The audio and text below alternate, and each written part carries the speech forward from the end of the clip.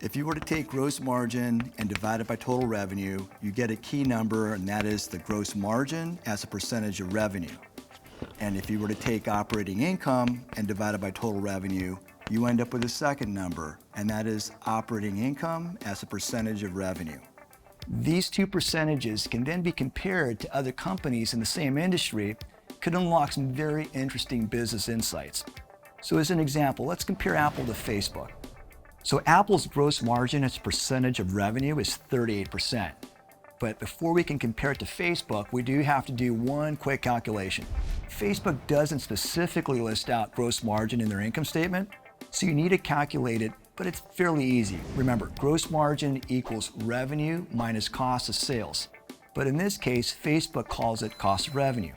So we take $55,838,000,000 in revenue, subtract $9,355,000,000 cost of revenue to get to your $46,483,000,000 in gross margin. Now dividing that 46 by the 55 will get you a gross margin as a percentage of revenue of roughly 83%.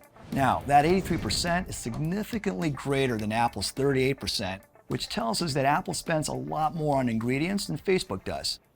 Why is that? Well, think about their products. For the most part, Facebook's ingredients includes hosting their website, maybe some customer support.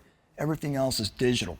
Apple, on the other hand, they have to maintain a complex supply chain. They have to source hardware parts and assemble computers and phones. Of course, Apple is going to have a much higher cost of sales and much lower gross margin when looking at it as a percentage of revenue. Facebook, on the other hand, spends most of its revenue on operating expenses. Think of the thousands of people they have to hire to write code, design interfaces, to sell ads. But even after all those costs, Facebook still ends up with 45% operating income as a percentage of revenue compared to Apple's 27%. Again, just knowing how to calculate these two percentages through that simple division I showed you can really help shine a light, provide insights on basic business fundamentals for any company. And this alone will help elevate your game in terms of understanding your own company or maybe a company you're analyzing. Knowing how to use these two percentages can really help set you apart from the rest of the pack in terms of your overall business IQ.